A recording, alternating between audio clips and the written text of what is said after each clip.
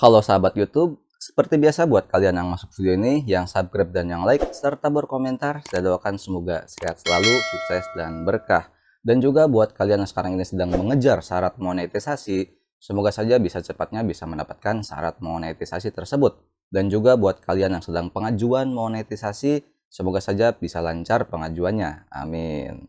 Di video sebelumnya saya sudah memberikan sebuah trik yang dimana itu bisa menambahkan jam tayang kita untuk bisa mudah mendapatkan 4000 jam tayang. Itu dengan cara kalian bisa lihat video yang ini, yaitu dengan menggunakan video yang minimalnya 8 menit. Karena seperti yang sudah saya katakan terdahulu bahwasanya video yang minimalnya 8 menit itu video kita nantinya akan bisa mudah direkomendasikan oleh YouTube. Bahkan nantinya juga bisa masuk ke penelusuran YouTube. Jadi nanti kita punya dua kesempatan, yaitu rekomendasi dan penelusuran YouTube. Berbeda halnya jika video yang pendek, yang nantinya video kita itu ditonton ya sedikit. Berbeda kalau video yang panjang, kita nantinya akan punya kesempatan juga ditonton panjang. Nah, dari situ ada yang berkomentar di video kemarin saya itu. Mungkin kalau untuk YouTuber pemula membuat video yang 8 menit, itu pastinya akan kesulitan untuk berbicara di depan kamera. Katanya seperti itu. Jadi mungkin katanya itu harus menggunakan text to speak. Oke, di sini saya himbau sedikit ya. Jika kalian menggunakan terus-terusan menggunakan text to speak, nantinya kapan kalian akan bisa berbicara di depan kamera? Setidaknya dari sekarang, mulai sekarang teman-teman harus bisa belajar berbicara di depan kamera. Toh ketika kalian berbicara di depan kamera, itu sekeliling kalian tuh nggak bakal ada siapa-siapa kan? Kenapa juga harus gugup gitu ya? Tapi yang saya rasa emang seperti itu ya. Kalau kita baru berbicara di depan kamera, walaupun seorang diri di kamar ataupun dimanapun, pertama kali itu akan terasa gugup dan mungkin bisa berbicara itu patah-patah. Teman-teman juga bisa melihat video pertama kali saya di Bank Metrik ini ya, itu sangat jauh sekali dengan seperti yang sekarang ini. Yang dulu mungkin dikatakan sangat-sangat wah, ngomong aja patah-patah, apalagi gestur tubuhnya pun nggak seperti ini. Tapi di situ emang waktu itu saya niatkan belajar untuk bisa di depan kamera ini. Kita anggap saja video pertama kita itu adalah video terburuk buat kita. Lama-lama nantinya pun akan ada perubahan ya pada diri kita ketika kita sudah banyak belajar dan jam terbang kita untuk berbicara di depan kamera itu sudah banyak, pastinya akan bisa. Jadi dimulailah dari sekarang buat teman-teman yang belum memulai berbicara, silakan kalian teman-teman lakukan saat ini. Karena kalau enggak kalian mulai, kapan kalian akan bisa? Nah, video ini lanjutan dari video kemarin, yang dimana di video kemarin kan saya sudah menyarankan teman-teman itu membuat video yang minimalnya 8 menit.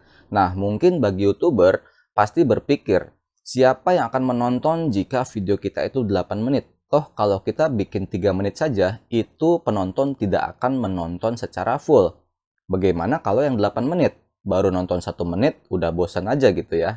Nah, di sini saya berikan triknya, biar nanti penonton ketika masuk ke video kita yang lebih dari 8 menit, nantinya penonton itu akan bisa merasa betah dan bisa berlama-lama di video kita yang 8 menit tersebut. Simak selengkapnya sampai akhir biar teman-teman paham dan langsung mempraktekkan pada video kalian. Setiap video YouTube yang durasinya pendek, penonton itu tidak pernah menonton secara full. Bahkan mungkin yang bisa kita katakan 2 menit saja itu dikatakan durasi yang pendek. Akan tetapi, menurut pengalaman yang saya alami, 2 menit tersebut penonton itu tidak pernah menonton secara full, yang rata-ratanya menonton 30%.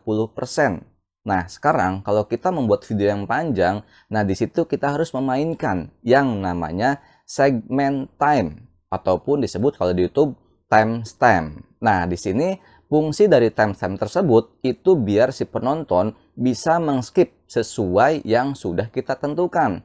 Jadi ketika penonton melihat video dari awal dan dikatakan mungkin sudah bosan, artinya sudah bosan menonton, kalau kita tidak menyimpan timestamp pada video kita tersebut yang panjang itu, nantinya si penonton itu akan mungkin kabur.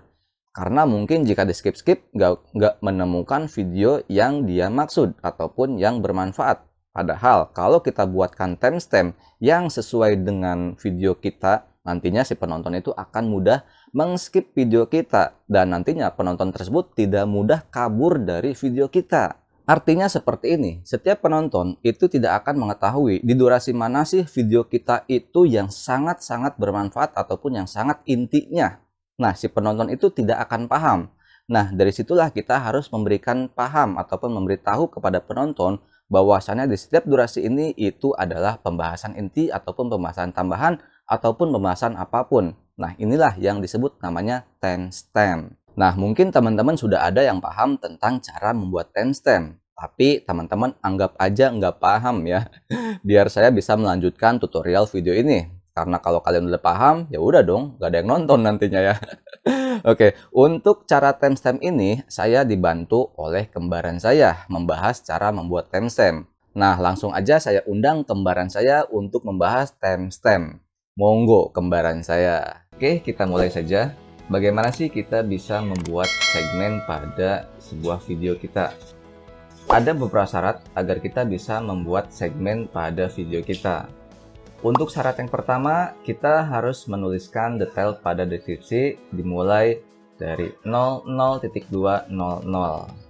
Syarat yang kedua, satu segmen harus memiliki 10 detik. Syarat yang ketiga, minimal memiliki 3 segmen pada sebuah video.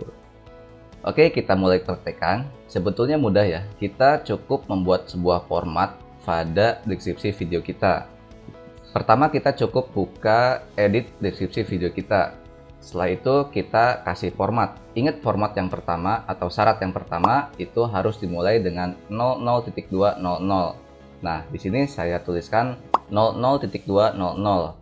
Setelah itu spasi dan tulis judul yang kalian inginkan. Selanjutnya kita cukup baris baru saja. Setelah itu tuliskan durasi segmen yang ingin kita buatkan kembali. Di sini saya contohkan 00.215. Ingat di syarat yang kedua, satu segmen harus memiliki minimalnya 10 detik. Nah, di situ selanjutnya kita tulis spasi dan judul segmen selanjutnya. Berikutnya kita buatkan lagi baris baru, lalu kita tuliskan durasi segmen yang ketiga. Nah, ingat ya, syarat yang ketiga tadi, satu video harus memiliki minimalnya 3 segmen. Nah, di sini saya contohkan lagi 00.259 spasi judul segmen video. Cukup mudah ya, jadi kita hanya membuat format dari mulai 00.200 spasi judul intro.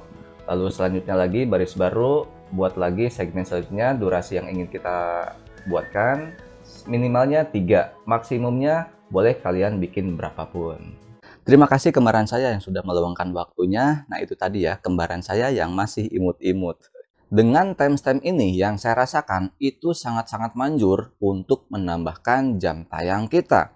Karena sepengalaman yang saya dapati di salah satu video saya yang timestampnya itu sangat-sangat berjalan dan sangat-sangat diklik oleh orang lain yang hasilnya seperti ini. Jadi di sana ada beberapa segmen yang saya berikan beberapa durasi di sana ya. Nah, itu terlihat di sana ada lonjakan di setiap timestamp yang saya buat. Yang nantinya penonton tersebut itu tidak langsung kabur tetapi melihat timestamp kita yang lainnya. Semoga dengan cara ini jam tayang teman-teman itu bisa bertambah daripada teman-teman tidak menggunakan timestamp ini. Semoga saja ini bisa kalian pahami dan juga bisa kalian terapkan pada video kalian. Terima kasih dari saya, sampai jumpa di konten-konten selanjutnya dan salam sukses buat kita bersama.